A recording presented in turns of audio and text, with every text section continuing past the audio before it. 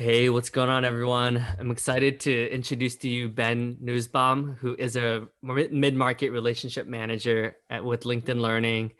And we really connected because I feel like a lot of the content you put out there is really authentic and genuine. And yeah, like it's pretty amazing to see like the high quality caliber of people that LinkedIn hires, and specifically within the learning division. So I'm excited to share your pearls of wisdom and just like your positive energy. Just I want to share that with the world.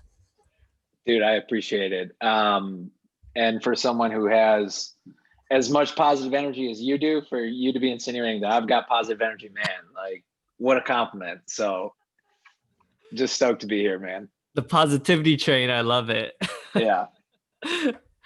Well, another thing that really stuck out to me in your profile as well is that like it seems like your faith is like a really big part of you as well.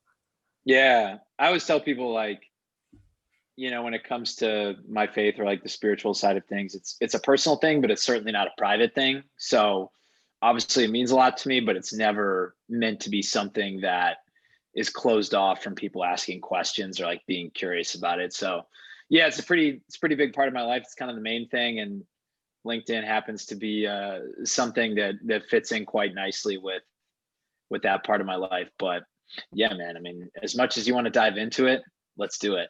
Well, I guess what I'm curious about that is like when I was younger, I would have called myself like an atheist, right? Mhm.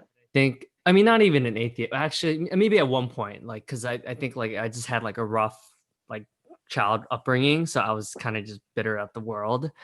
And I was like, well, if there's God, like why are there like premature babies deaths, and why are there like floods that kill people and hurricanes, like that was like my rationale when I was like 8 or 9 or 10. Yeah. And then as I got older, I was like, oh, I would say I'm agnostic. Like I don't necessarily believe in just one. I believe in like just that there's something out there, but I just don't know. Like it's hard to quantify like who it is, right? Whether it's Allah or whatever. And then as I got older and I started like seeing like all the beauty in the world, I'm like, okay, like there's definitely, I call it like the universe. Hmm. So I guess like I'm just fascinated by that because like I feel like I'm meeting a lot more like some of the most my best mentors and the people I respect the most are also like pretty spiritual and consider themselves like Christian or Catholic as well. Yeah, it seems to be a conversation topic that I think, at least in like modern business, people are becoming more receptive to, which is really cool.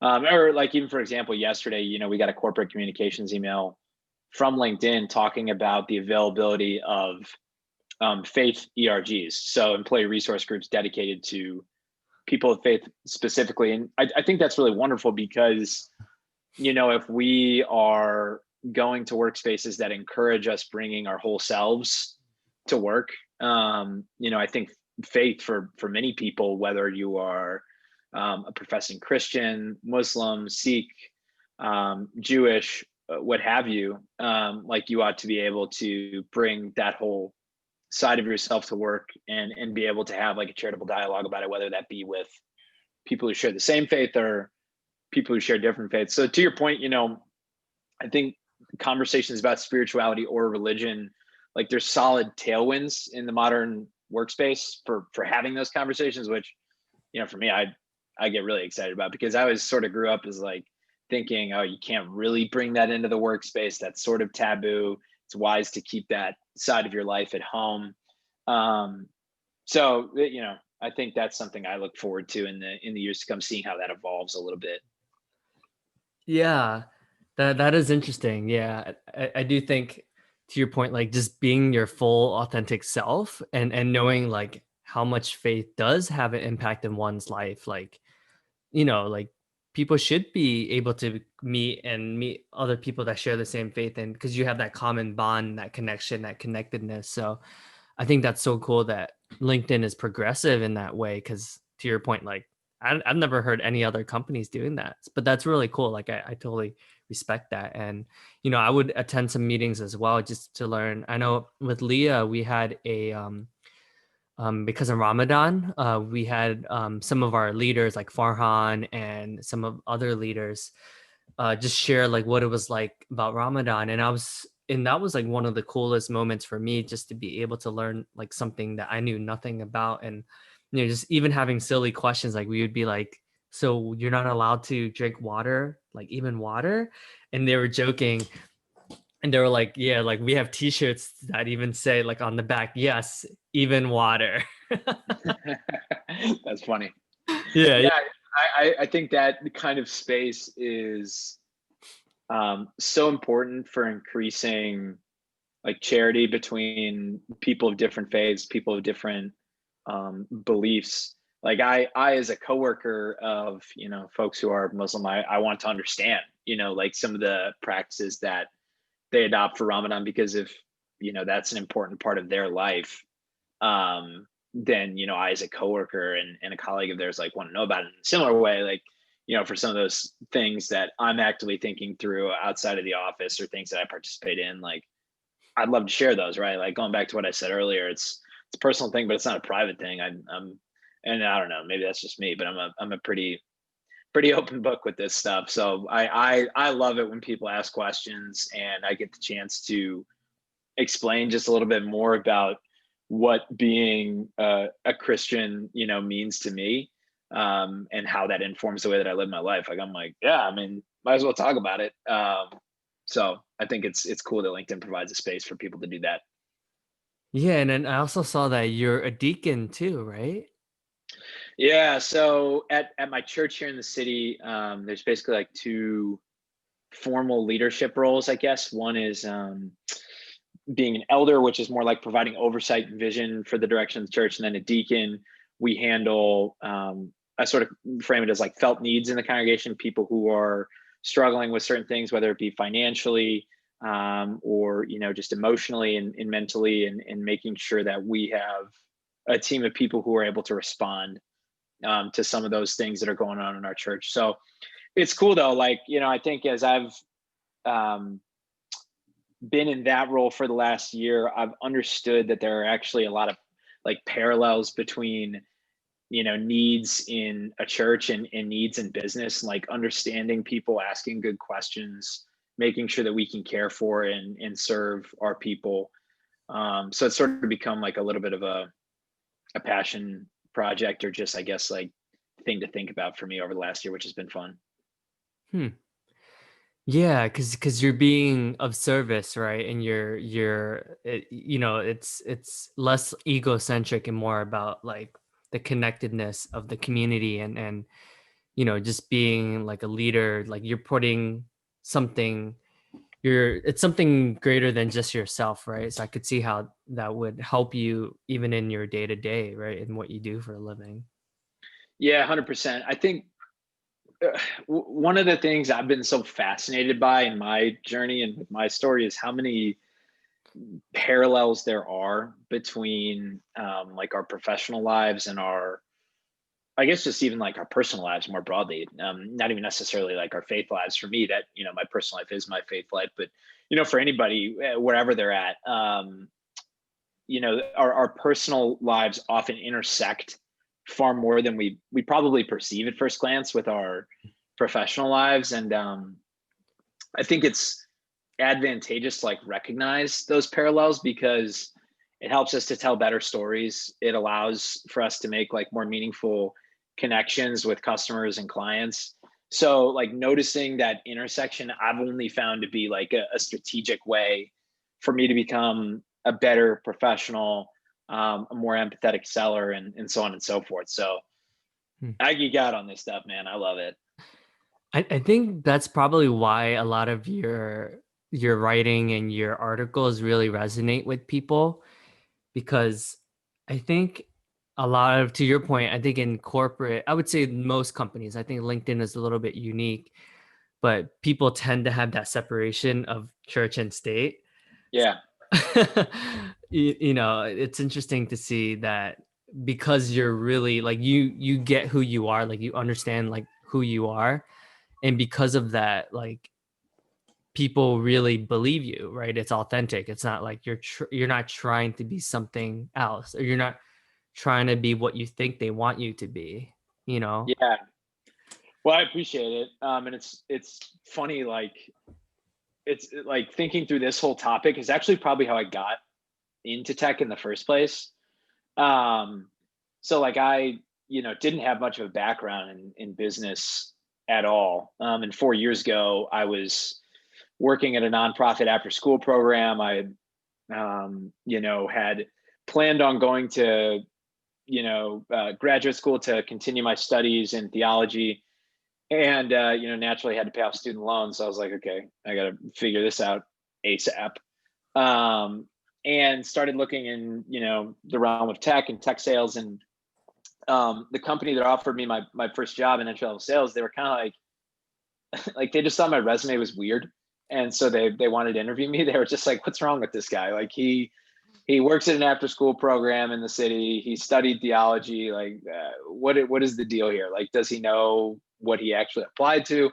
So I think they were just curious, Mm, and it was important for me to have a perspective on why I felt like studying theology informed how I could be a great sales development rep. And so I just kind of like that was my pitch. That was my value prop. I was like, look, at the end of the day, theology is a study of like how people interact with like God and with their own thoughts.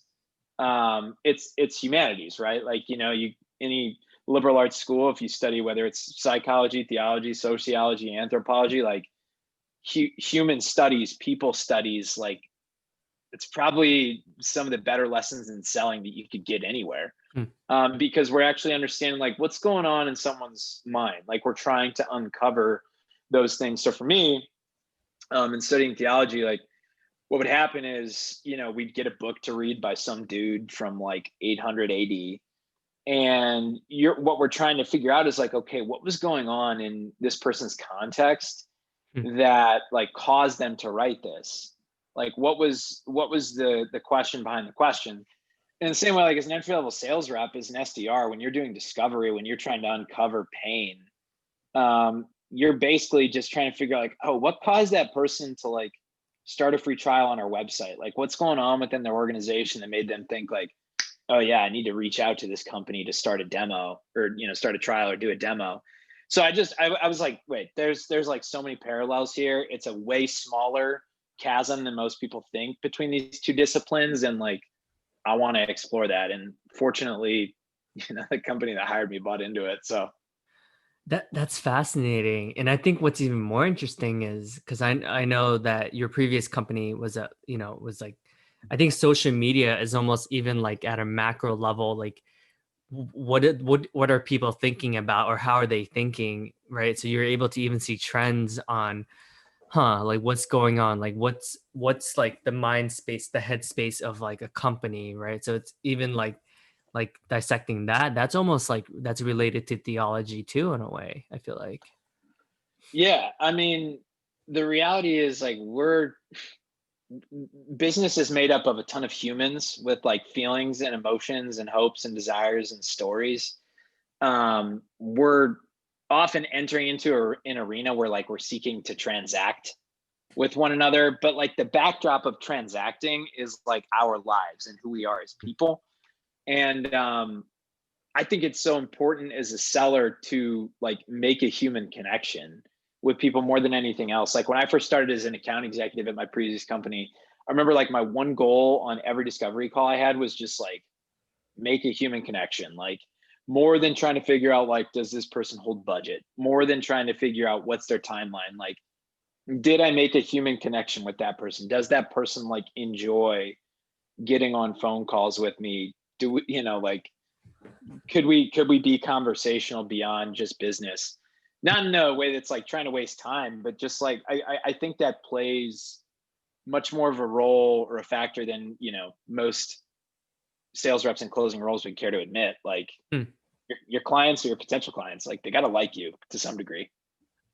That's funny. I think like a lot of there, I would say 50% of people would probably argue like, yes, like, but you still need to get like banned and all that stuff, right? So it's funny, but I think like to your point in being authentic to who you are, like if you're more naturally attracted to like relationship type of people, like those are all going to be your clients, right? and maybe someone's a little bit more like analytical and more numbers driven, like they're just going to resonate with people that maybe tend to skew a little bit more on that. So I think you're just attracting all of your clients and your prospects are people that are just more like personal and more like relationship based, which there's plenty of people out there that are, right? So I guess like that's how I see it, because I never see it as like one way or the other. I'm always like, okay, like this person's like super direct and super concise and like to the point, like she closes all those deals who are people are kind of like that too, it seems like. Whereas like for me, I'm similar to you where all of my deals are because like they absolutely love me and they're just, they're calling me up all the time and they're just like, oh man, like you're passing me off to a relationship manager. Like I knew this was gonna happen. Like, like that, but I love that. I always get, I'm happy when I hear that because I'm like, okay, that means like, I did a good job. So Yeah, your analysis is apt. Like there certainly is an element of mirroring that goes on in selling and like understanding what your prospect is like.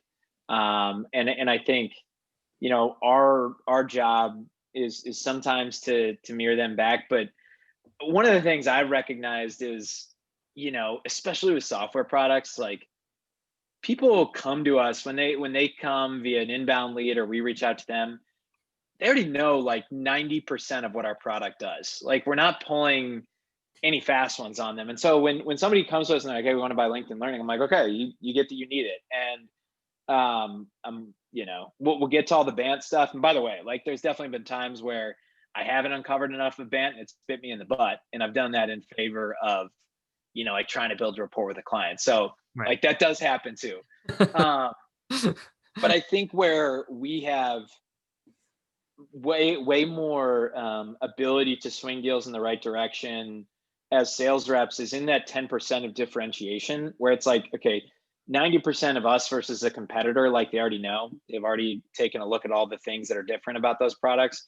But the 10% is like, how easy can I make it for this client to buy? Like how much of a flavor can I give them for what it's like to do business with LinkedIn? Like that's where I personally have found the best opportunity to move the needle, for better for worse, in some direction with my deals. And so yeah, there's certainly like I've worked alongside people who are like, that's the worst approach in the world. You should be way more direct. You should ask all these questions. And it works for them, man. But that's just not me. I can't do it. And so I'm much more of a relational guy. And I guess that's why it's a good thing. My title is literally relationship manager. So Yeah, I could see that. I think like one thing you do well, like every conversation you have with you, like people, the other side leaves the conversation feeling better about themselves, right? Like whether it's like they feel more valuable or they laugh or they just feel lighter. Like that's awesome. Like that's such a valuable skill. That's probably like the number one skill you can have in life, I think. yeah, my mentor, one of the things he told me, this was probably like 5 years ago, before I even entered the workforce, was like never fail to let people know that you're in their corner. Like you are for them. And I think that applies again, like both personally and professionally. And professionally, like when a client wants to buy something from LinkedIn Learning, like candidly, sometimes it feels like we're fighting against them, but like we shouldn't be leading with it's like us against you. Like I want that client to know, like, yeah, I want to help you. I'm in your corner. We're in the foxhole together. Let's do it. We're going to get this project up and running, and it's going to be great. And I think it's much more important for us to take that approach to building client relationships rather than what buying and selling often feels like, which is it's my team against your team, and we're sort of fighting up against one another. Yeah. I do see like a little glare Yeah, thing. I'm getting like super bright here. There Let you me let me try walking out to my living room, and hopefully that'll be a go. little bit better lighting wise. Totally off tangent, but what do you play sports? Like your shoulders are pretty bright a lot. um I play sports recreationally. I did I played football for most of my life. My father's he's a high school football and basketball coach, so uh, Yeah, a lot of like the passion for it comes from there, but I didn't play collegiately or anything like that. Currently I play like pickup softball and basketball, and I'll play goalie in soccer and rec league when people need me to because I can't use my feet. Um, but outside of that, no, I'm not much of like a dedicated athlete anymore. But I do love it. I love sports, and they're a big part of my life for a really long time. It's not as much anymore. Yeah, yeah. No, you definitely have that yeah, like I was gonna say like a football or baseball player type of like um stature to you.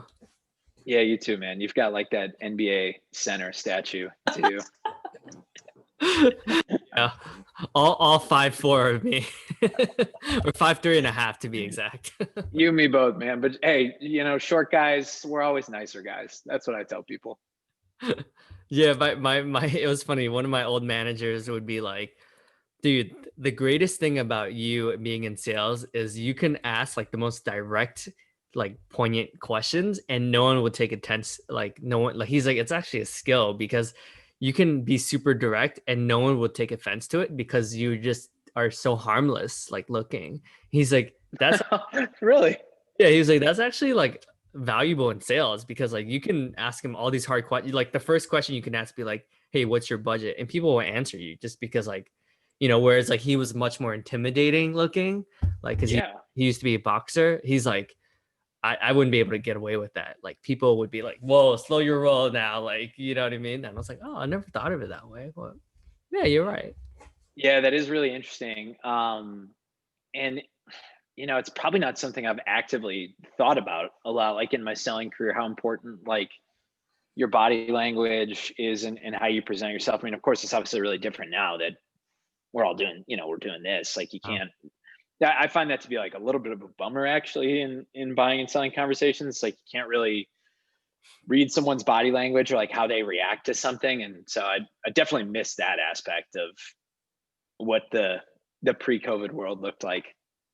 Yeah, but from what something that everyone has been telling me is that people are doing more video meetings too because like people used to like put their video on off Mm. where people it seems like the trend is that everyone is more likely to turn it on now. Actually, I noticed that too. Like I remember pre-COVID, maybe like 50% of my clients would actually have their video on, and now I would say that's probably like 75 to 80% of my clients put video on. Yeah, similarly, like I mean, I've been using Zoom for like 3 years. I've never really been using it for video purposes up until this point. It was mostly just to like demo stuff and for screen share. And I remember at my old company, we were investing in Gong at our old company, and there was some article where it was like reps who turn on their camera are X percentage more likely to close the deal or whatever. Yeah. And our whole sales floor was like, yeah, right. Like we're not doing that. And I just remember like I was like, oh, I'm gonna try it, like whatever. And I was just like, oh, this is enabling me to be like my greatest asset, I think, in a selling conversation is me. And this is enabling this client to actually like see me and see my expressions and that kind of thing. So I do feel that it's a good thing that we're still getting the chance to see one another's faces, and like it's a really intimate thing to like be in one another's living rooms, right? Like Yeah. all of a sudden it's like, oh, I'm in your house with your kids, like this is Yeah. your living room, your fancy schmancy New York penthouse up there. It's funny because I'm staying at the in-laws, so I always like, but now I'm like, oh, I actually made my bed today, so it's not as bad. That's funny.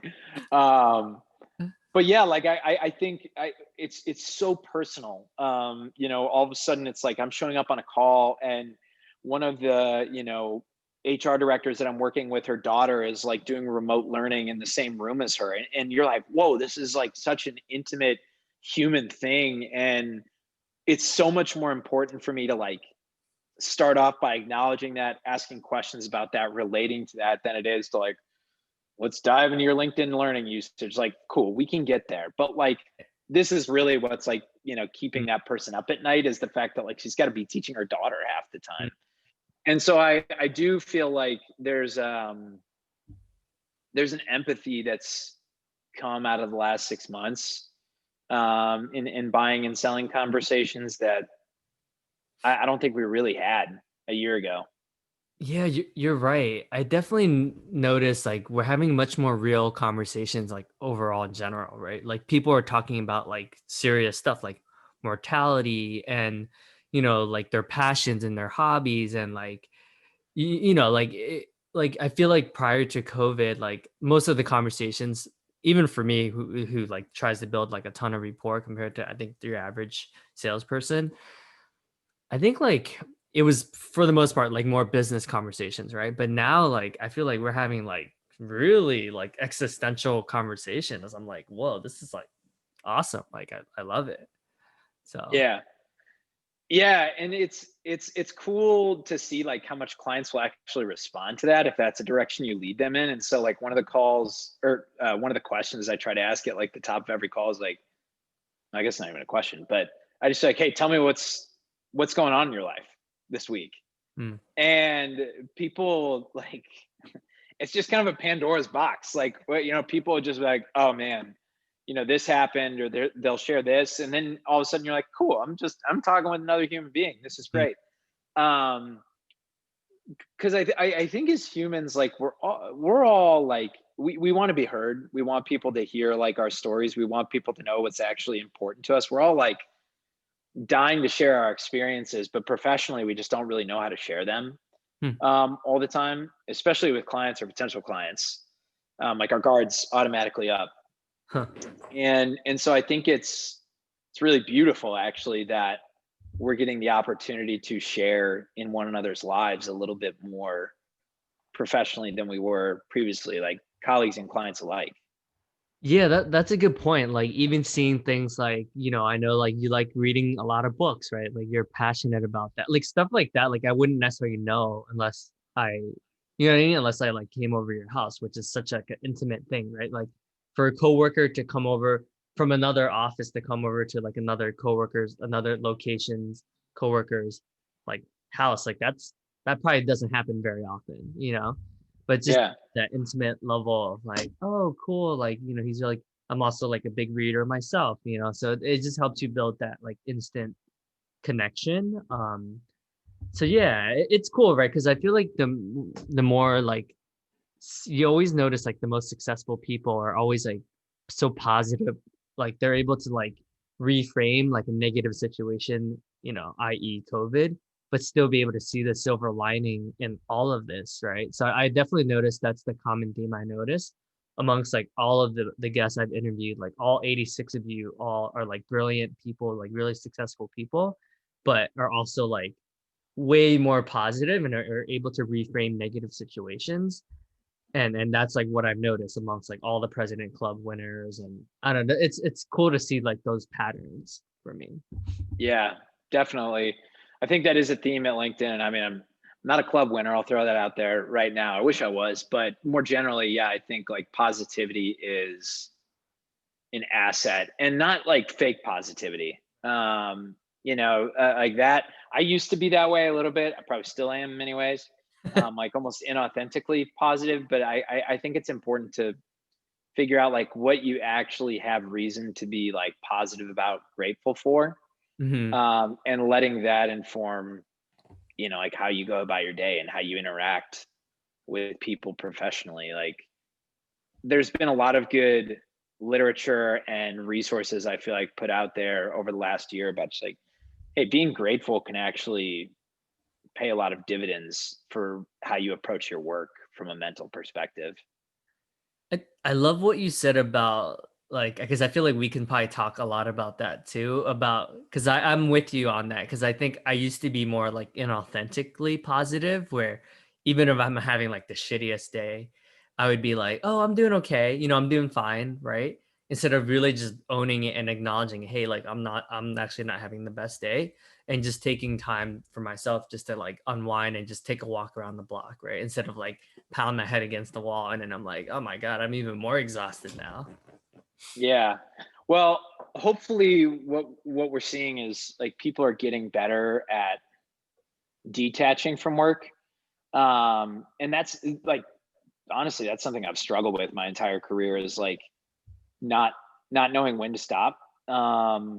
and not really setting good boundaries for myself. And early on in my career, it was like, wow, you're trying to hustle, you're trying to, like be at the top of the leaderboard. You're not, I'm not married, I don't have a family, I don't have kids or anything like that. Like you can answer emails at 8 p.m. You can respond to that Slack on like a Friday night.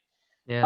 Um, but now like our work and our personal lives are so integrated, we don't know when one starts and the other stops. And so it's like, wait, am I like doing my morning coffee and like journaling, or am I like, is the laptop open and I'm like responding to Teams right now? Like I don't know.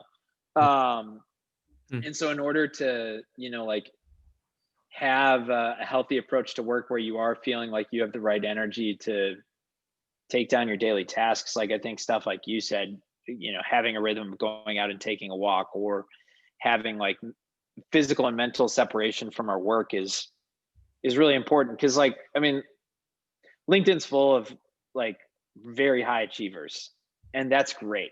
Yep. um but I think what I'd love to see professional cultures just in general move toward is, which I think COVID has helped, is like you are more than your work. Mm. You have a family.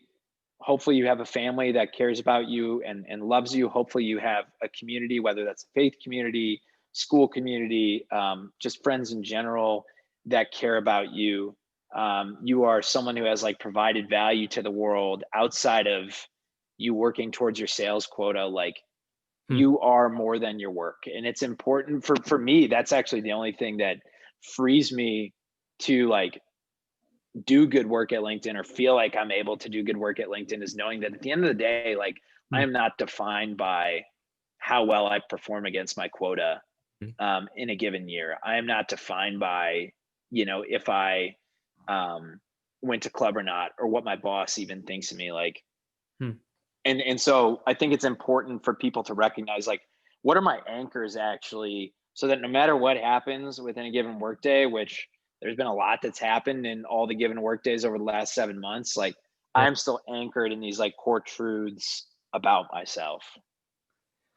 That's really deep. Yeah. It's funny, right? Because I remember like I conveniently like I tell myself that a lot when I'm like not doing well, right? And then when I'm like crushing it, I always lean heavy on the other way where I'm like, oh yeah, actually like I'm a good sales rep. It's funny like our self dialogue, right? Like luckily I'm having a great quarter and a great half, so I'm like, yeah, I'm owning the AE. Like I'm an AE for LinkedIn, like I'm proud, right? But when I'm not hitting my number, I like my self talk is like, well, you know what, Davidson, like you're a great person, and honestly, that's more important, right? So I don't know. For me, like I kind of like the self talk is fluctuates, man. Like some weeks I'm like, you're an amazing human being, and then some weeks I'm kind of like, oh man, like you could have worked a little bit more, like a couple more hours, that week. So Yeah.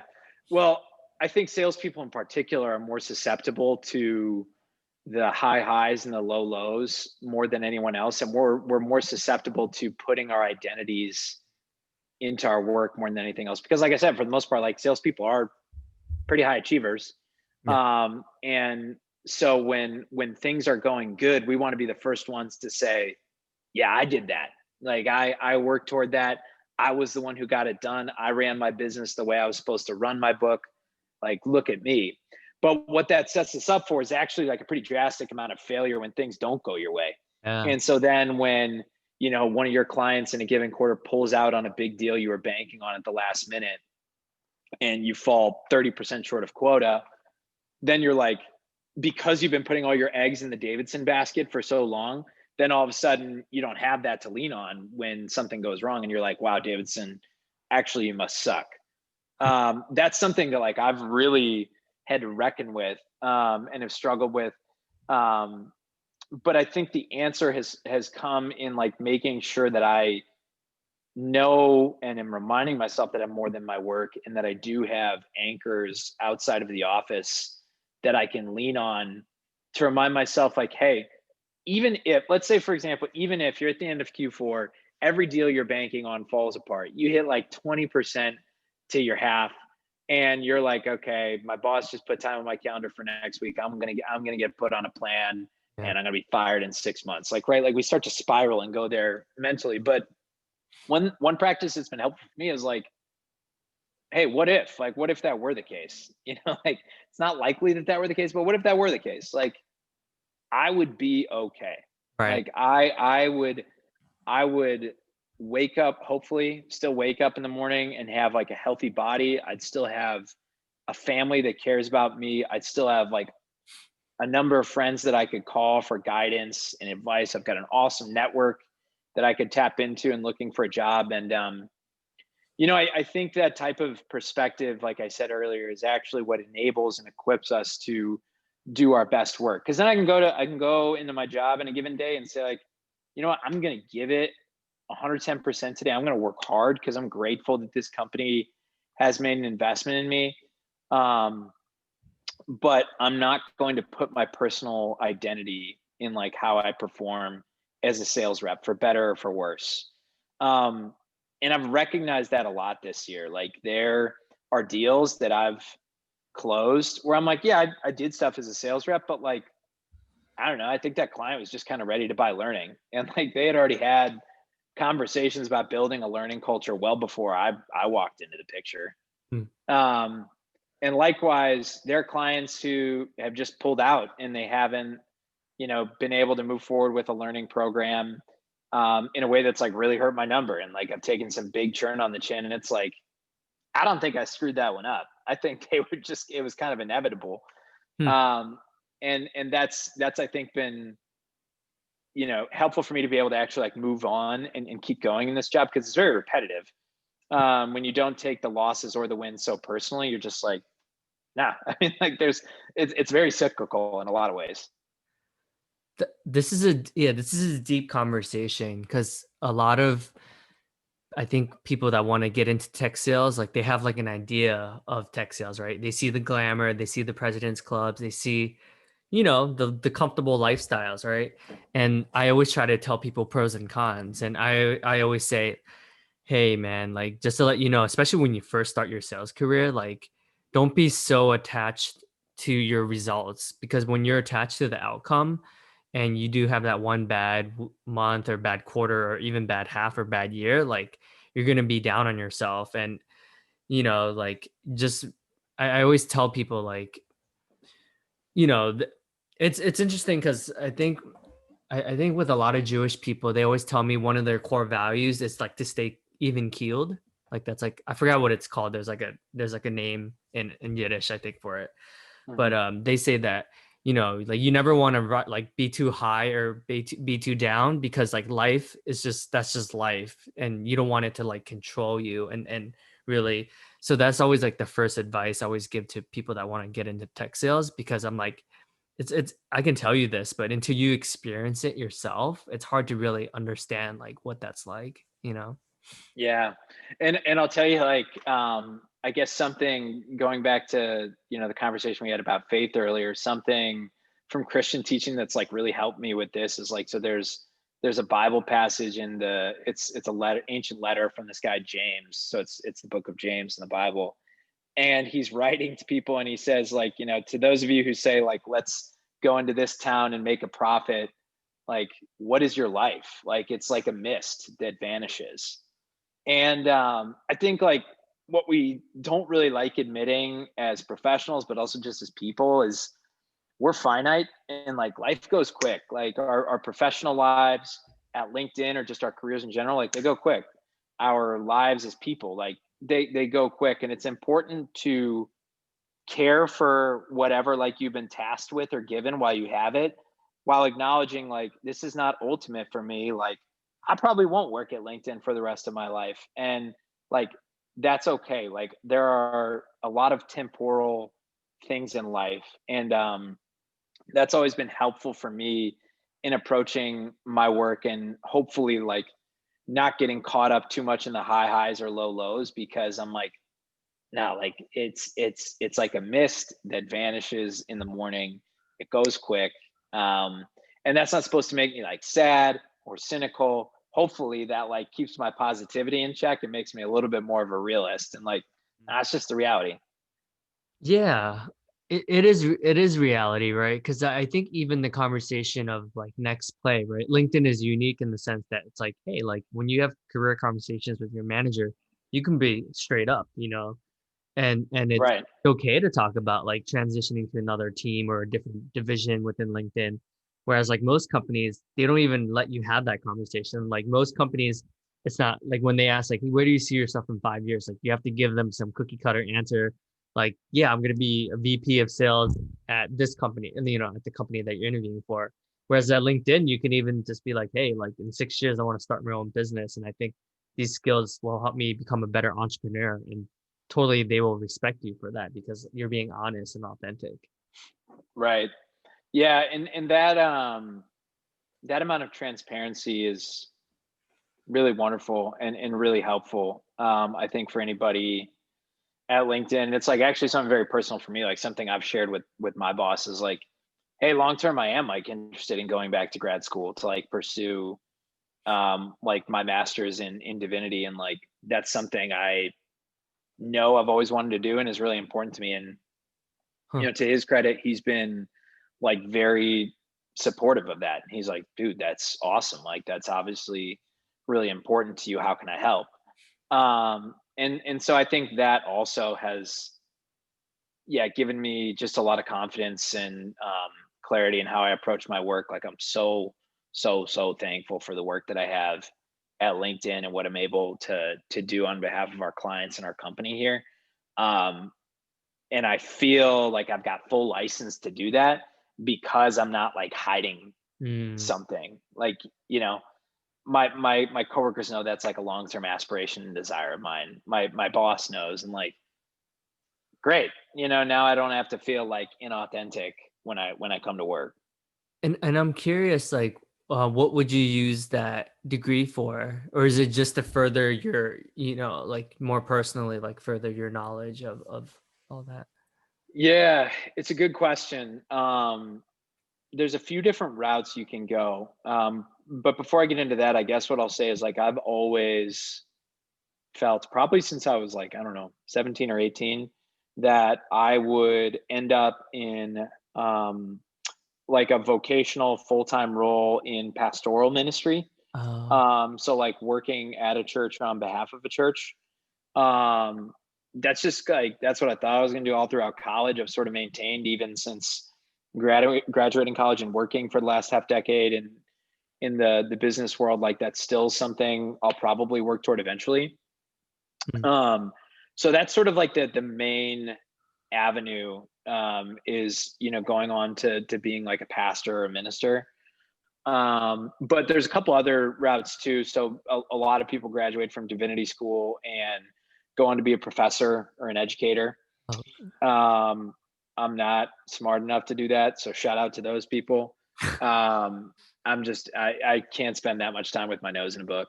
Like you're just, it's years of schooling if you want to go down that route. And then you could work on the third route is like you could work on behalf of like a nonprofit or a 501c3 type of organization, helping lead and manage some of those organizations that are like a little bit more mission driven.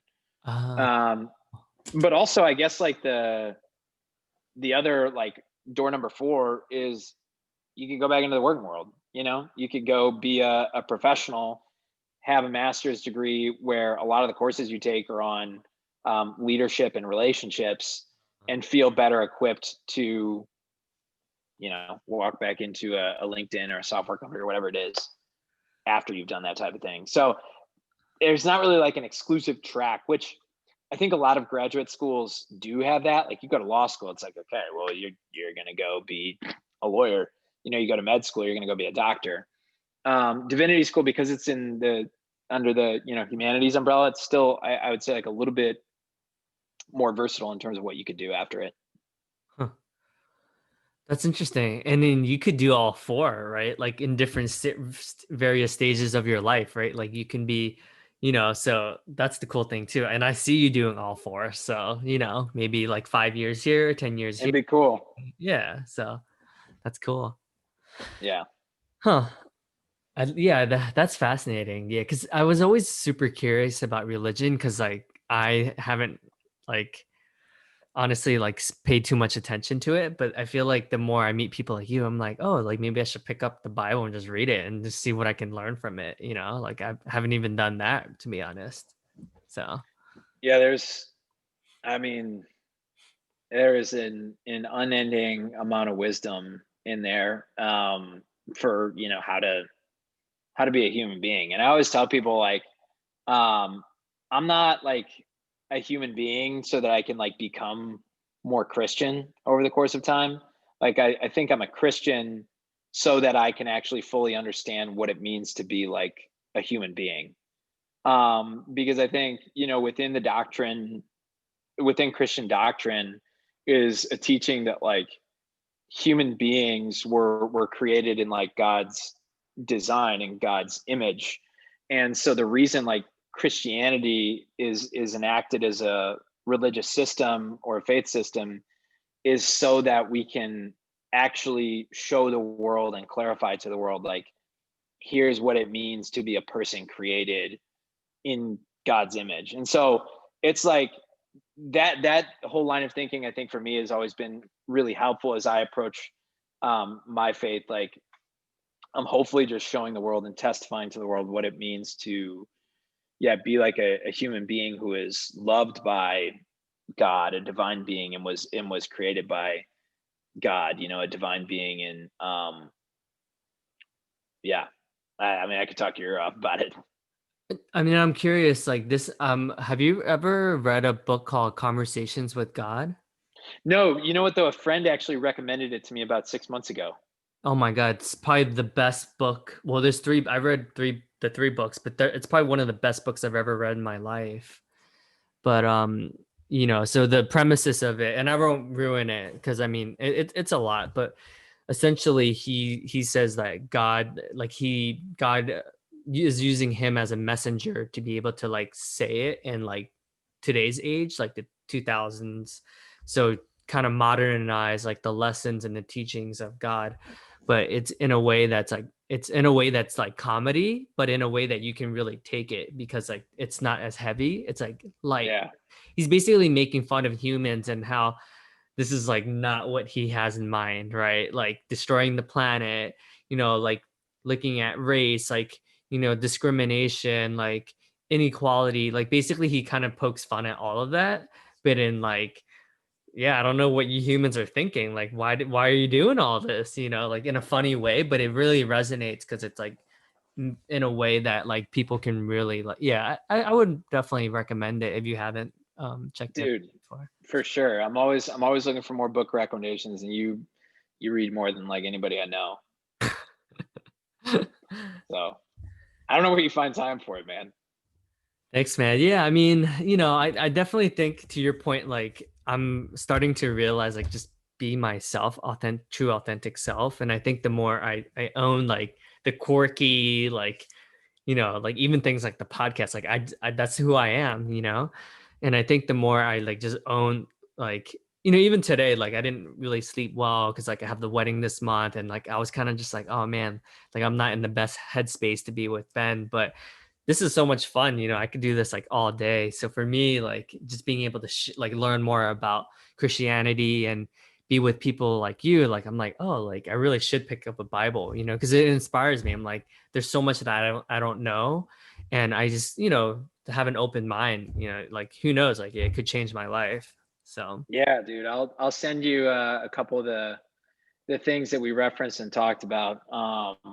But yeah, this is no, it's been a really cool conversation, man. I mean, like I said, I think it's important for us to wear like who we are as persons on our sleeves. And I've even learned from you just in your like willingness and openness to like wanting to start dialogue. And one of my favorite teachings that I learned when I was in college and studied theology. So I studied a South African philosopher, and he was the Archbishop of South Africa, as South Africa was being let out of apartheid. So his name is Desmond Tutu, and one of the principles that he holds to is like this concept of Ubuntu, which basically mean he you probably heard of it before actually, but it's always stuck with me because I studied him a lot in college. Um, in that a person becomes a person through other persons. You know, we belong in a bundle of life. You know, you share what you have, and I think you have a gift for that. Like you share who you are and what you have, and like your passion for knowledge, for development, for podcasting, for books, for selling. And I think, you know, as human beings, the more that we can be a product of the people, like the really great people that we spend our time around, the better we're going to become. Like there's nothing insanely unique about me. Like I am the beneficiary of having spent time with people like you and thousands of others, and that's really beautiful. Like we that's what a true community is acknowledging like we have so much to offer and share one another. But we've got to like take that uncomfortable step of actually being able to like wear it on your sleeve. So what I would say to you, man, is like keep doing it. You know, that it benefits your team, it benefits your workplace, it benefits your community. Um, and so, you know, for us to have that single-minded focus of like sharing who we are, sharing in our lives with one another and what we have, I think it's going to benefit everybody long term.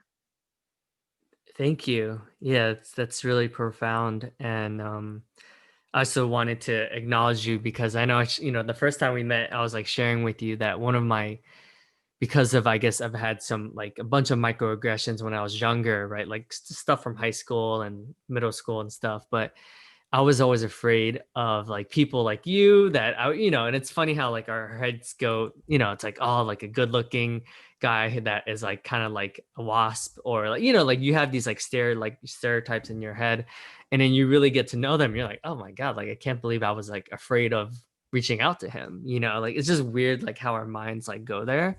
But you've helped me kind of like get over my fear of like something that sounds like so stupid, but it was real, like in my head. So no, I really appreciate you helping me, and yeah, what you said definitely resonated with me. And Ubuntu, I love Desmond Tutu. He's awesome. He's one of my favorite books with him and Dalai Lama, like the Book of Joy. Um, Such a great book. Like you're laughing the whole time. But him and Desmond Tutu and Dalai Lama are like really close friends. They're like best friends. And there's a book about their relationship and how they make fun of each other and how they're just able to be with each other. And it's a beautiful book. So That's really cool, man. Thanks for sharing that, by the way. You know, I appreciate it, and I think that you're like perspective on maybe like people like me or who I was as a person. The reality is like a lot of those perceptions are grounded in truth, and I'm not exempt from it. Like there are certainly times like in my past where I have like said or treated people who are different than me like wrongly. But I think what I've received and what sort of allows for a path forward is like the very kind forgiveness that like I've experienced from people who I've wronged. And so I guess I just bring that up to let you know, like, look, man, I appreciate that. Like, that's something you notice in me now, but it's certainly not been like the lifelong story. Like, I haven't always utilized my like privilege or like my waspness, my ethnicity, like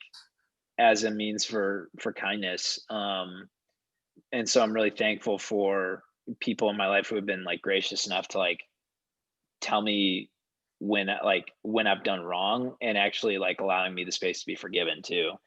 Um, hmm. so that's, I don't know, it's a little bit of a tangent, but I think it's important to note. Oh man, we can talk about this. Maybe we'll have round two another day, but Might have to.